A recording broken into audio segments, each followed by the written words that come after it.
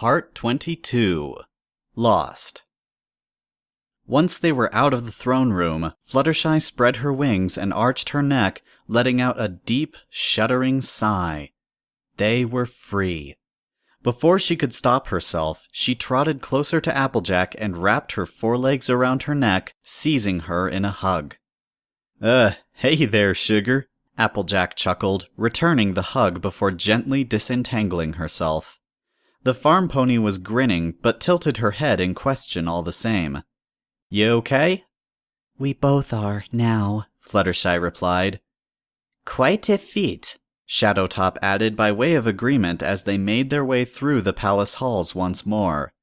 "I don't quite understand how you saw it. Perhaps it's one of those things it takes an outsider to see."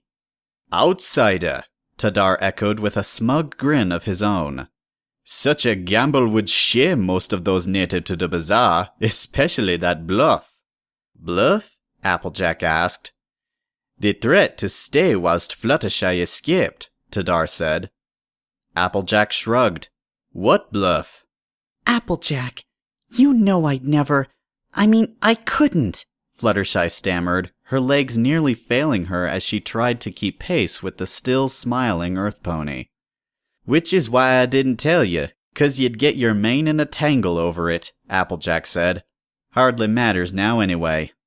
Fluttershy stopped on the spot, her wings touching the floor where they drooped at her sides. Tadar and Shadowtop didn't seem to notice, but Applejack halted after a few paces. "Sugar?" she intoned, her brow set in a worried frown. Fluttershy could barely hear her over the sound of her own heartbeat and the rush of blood in her ears. The whole town, new and exciting as it was, had also been scary. The vague, ephemeral threat of the dungeons, that had been even scarier. The truly terrifying part had always been the thought of never being able to get home, that they should fail here and never see Equestria again, to never see Rainbow Dash. But the idea that she should return alone, that Applejack was ready to stay behind, that made her blood run cold. Separation. Fluttershy fixed Applejack with a glare. "It matters," she said, her voice tempered steel. "It's over," Applejack said, raising a placating hoof. "There's no sense in getting riled up." "It's only over if you can promise you'll never, ever do that again," Fluttershy protested. "You can't ever even joke about that. I mean it. I would never, ever leave you behind. You have to believe that," she cried. "Of course I know that. I never once doubted that," Applejack retorted, pulling back. "No, you don't. Not if you think I'd have gone on without you. If I'm going to trust you won't leave me, I have to trust that you trust me too," Fluttershy implored, shaking her head and sitting down on the spot. No sooner had her rump hit the carpeted floor than was Applejack in front of her, nuzzling her. "You're overthinking it, but for what it's worth, I'm sorry," Applejack murmured, her eyes downcast. "We're getting through this together, and I'm right sorry for tricking you if that's what it feels like." Fluttershy nodded and swallowed. "Okay. I didn't really think you would. I mean, it's just that I don't want to have to do that. To leave you." "Don't want to have to tough this one out alone? Yeah, me neither. Ain't planning on it. For what it's worth, next time I'll tell you what I'm planning. Promise," Applejack finished for her, nudging her chest to set her standing again. "Come on." Catching up to the other two was quick work. Tadar and Shadowtop had halted farther down the hall and around a bend, engaged in hushed words that the pony's arrival scattered like straw before the wind. Once rejoined, they walked together to a large room set in the center of the palace, a tall chamber crammed with all manner of things from carpets and hourglasses to vases and chairs. "Storeroom," Shadowtop explained. "What we don't find here, I'm sure I can get you the gold to purchase in the markets."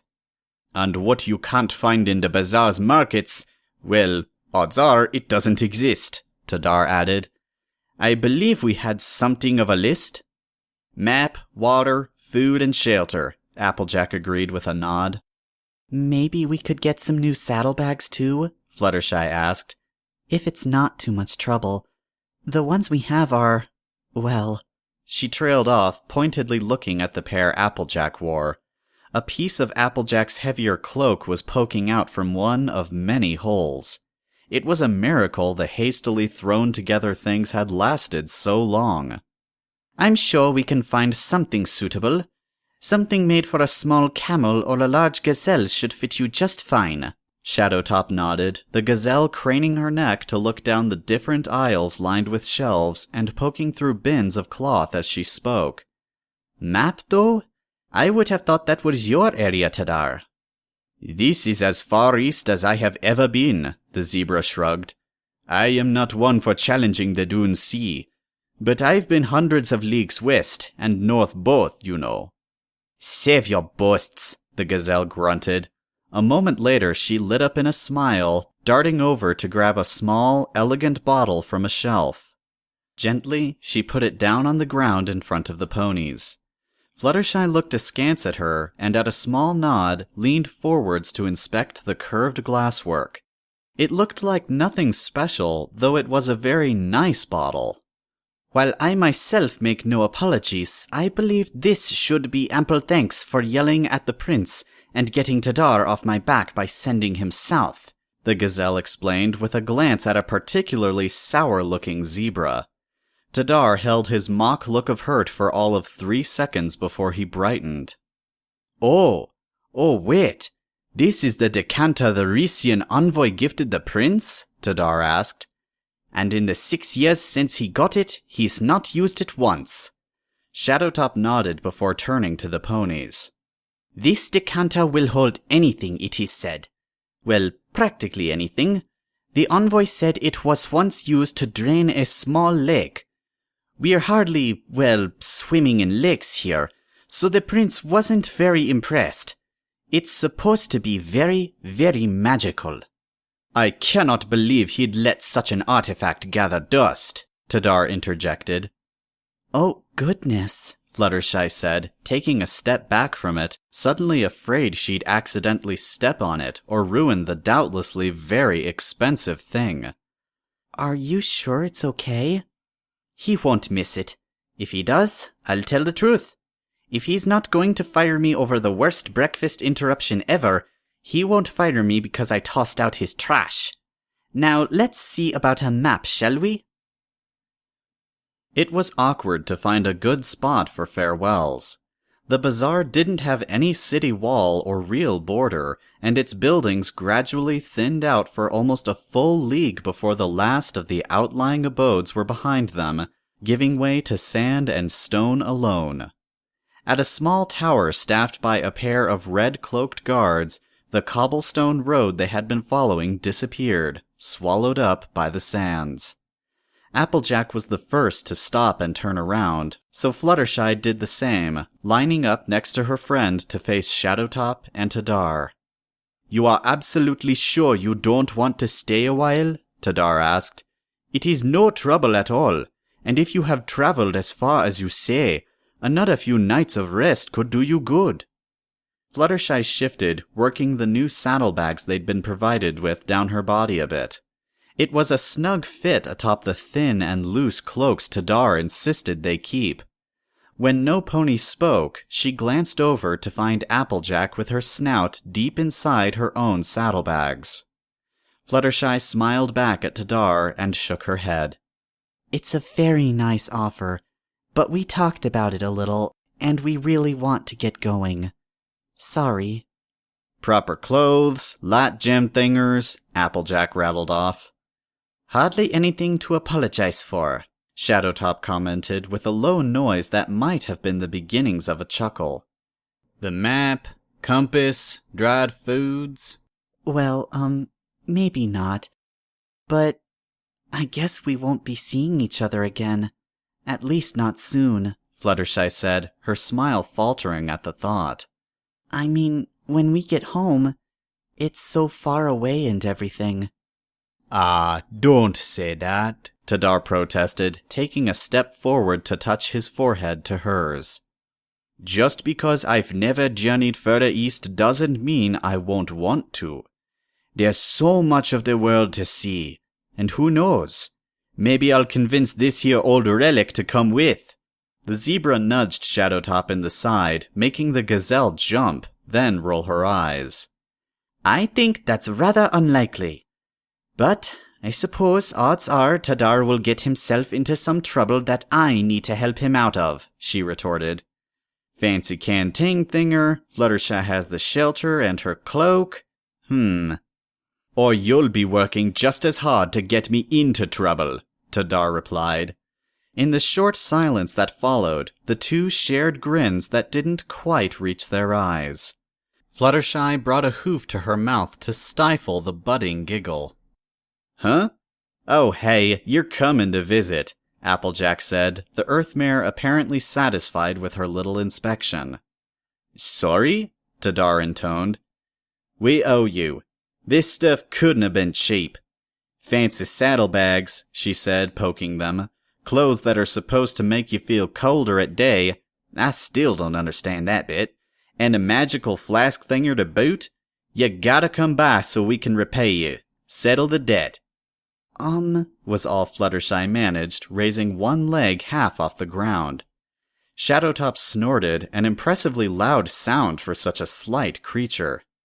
I think we're in disagreement of where the debt lies here. You've done a lot. See? Goes both ways. Twice the reason to come visit, Applejack interrupted, grinning. With their farewells said, and their two friends walking back towards the heart of the bazaar, Fluttershy and Applejack stood before the Dune Sea, so aptly named. Fluttershy's lips felt dry just from looking at it. If she peered over her shoulder, she could see the living, breathing town of the bazaar, the faint din of civilization still audible, and smells drifting out all the way here.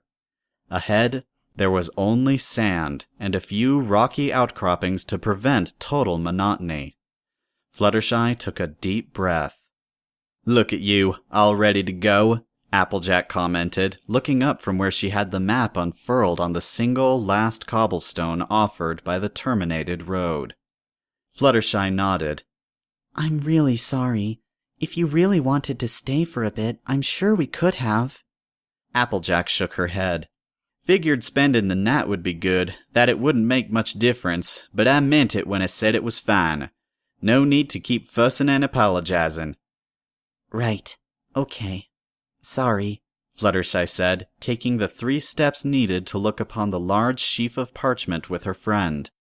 On the map taken straight from the prince's own archives, the bazaar dominated the center, with the Dune Sea occupying the east and the north.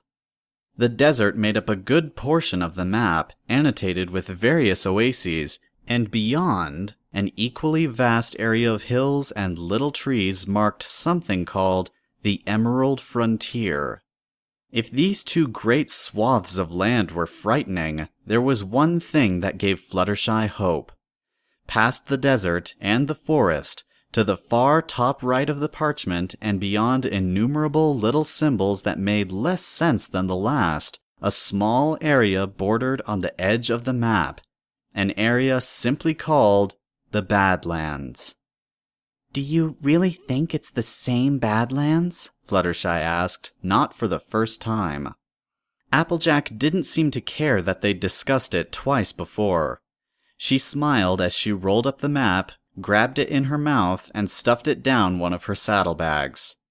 Ain't never heard of there being more than one. Got the same map of Equestria as you somewhere in the farmhouse. The Badlands are south of Equestria proper.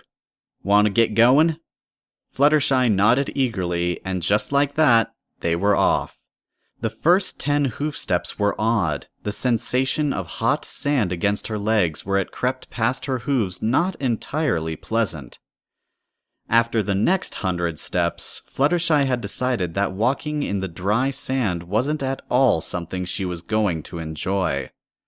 1,000 steps later, It was obvious why Tadar and Shadowtop had both cautioned them against moving too much when the sun was at its zenith. They had barely crested the first dune that they'd seen from the edge of town when Fluttershy had to stop, her breath coming in gulps. "Gotta pace yourself, sugar. All the same, let's just stop for a second," Applejack said, though despite her words, she was breathing hard too. On top of the gentle slope of the sandhill, they could see innumerable more such dunes stretching on in the direction they were going. Fluttershy's heart sank. She knew it would be hard, but the enormity of their task was settling on her shoulders all the same. Fluttershy sat down facing the town they'd just left, the sand uncomfortably hot against her rump. It couldn't have been more than an hour, the sun still high in the sky, but her very eyes were dry. A nudge stirred her from her thoughts, Applejack poking her in the side with a hoof while she held the flask in her mouth. The Pegasus nodded gratefully and took a few swigs of water before Applejack safely stowed it away again. "It looks just the same," Fluttershy murmured. "Everything does. It's just sand and rock," Applejack replied, her eyes on the horizon. "No, I mean the town," Fluttershy said, pointing in the direction from whence they'd came. "Everything changed. Twice. You just can't tell. It barely changed at all when the prince went, well, I don't want to say mad, but you know. And now that they know that they're not in danger, they're not celebrating or anything. It's just the same." Applejack poked the inside of her cheek with her tongue. "It's all up to the prince, I guess. We ain't hardly trying to make footprints anyway. We're just trying to get home. Well, okay, so we might have ruined a mountain and some stuff along the road, but that doesn't count," she added with a bemused grin. Fluttershy shook her head. "I just hope they're all okay. If this was all because of something we did, us ponies." It had been a simple enough sentiment, a wish for well-being, but Fluttershy could see Applejack's green eyes trained not on the city, but something past it. The orange mare stood silent for so long, Fluttershy wondered if perhaps she'd said something wrong. "Ain't really about being okay or not," Applejack said. "It's about being who they are, no matter what made them so. Just like I ain't gonna apologize for being myself, even if I could stand to get a bit better at listening at times. And just like how you ain't about to apologize for being you either." Applejack sighed and scratched her head through her hat. "Well, maybe you will, 'cause that is you. I don't know. Let's just get moving." Fluttershy stifled a giggle and leaned over to nuzzle into Applejack's neckcoat. "Maybe you're right," she offered with a wan smile, casting a final glance at the bazaar before it passed out of sight, hidden behind the swells of sand. The sun didn't let up. There was not a single cloud to be had, and even if Fluttershy had dared to try her hoof at cloudcraft, there was no source of water from which to make one either. The sky was clear for the first day, and the next, and every single one that followed. As Tadar had advised, they soon fell into a rhythm of moving in the hours of dusk and dawn rather than brave the crushing heat of full day or the deep chill of night. Fluttershy found herself as glad for the airy cover of her light cloak in day as she did of the heavier cloth and Applejack's warmth at night. Every night they set up the light metal rods and the open tent-like cover they'd been given, and every morning Applejack would pull out the map and compass to try to gauge their exact position based on the rocky outcroppings that dotted the desert. On the dawn of the second day, Fluttershy's every muscle protested against the prospect of slogging through more sand. But on the dawn of the 10th, it wasn't nearly so bad.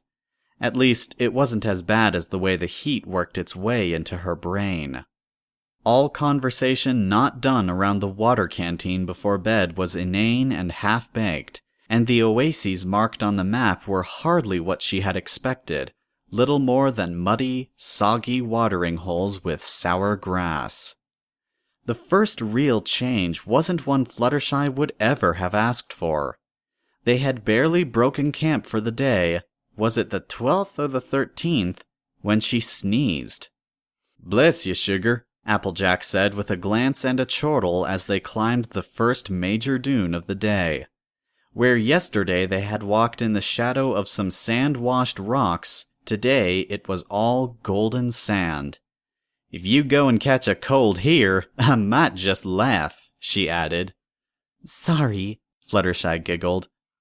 "I think I just got something in my nose. What do you want to do today? Maybe we could sing a little song before it gets too hot?" "That sounds great to me," Applejack replied, pausing for a second to rub at her face. Fluttershy was only now noticing the wind at their backs that set the fine-grained sand whirling up into the air. "All right, the sand on the ground is plenty, but it's gonna be in our faces now too?" the Earth Mare growled, shaking her head. Fluttershy made to reply, but all she managed was a cough as she got a mouthful of the yellow stuff. Covering her snout, she glanced over their shoulders. "Oh, goodness," she whimpered a second later. "Oh, well," Applejack agreed. At their backs was a roiling darkness that fast closed in on them. Fluttershy's eyes stung with sand as she stood there, paralyzed, watching the sandstorm blot out the sun. Do we dig ourselves down?" she asked. "No, that's for snowstorms. What do we do?" Applejack chewed on her tongue and pulled her hat down on her head. "How about we tuck tail and run?" "Sounds great," Fluttershy agreed, having no problems being the first to do exactly that. A quarter second later, a second set of dull hoofbeats joined hers when Applejack pulled up to her side. It was a matter of seconds before her muscles started protesting. Running uphill in loose sand was a terrible business, but it was never an option to stop and take her cloak off so that she could fly. Besides, the wind was picking up still, assailing them with sand. They were barely halfway up the next dune when they were blasted with a particularly nasty wind that sent Fluttershy straight into Applejack's side. "Easy there, sugar," Applejack called over the howling gale, quickly followed by a loud series of coughs and sputters. The skies were getting darker and darker, but Fluttershy could see Applejack pull her cloak up to cover her mouth before she reached down to help her up.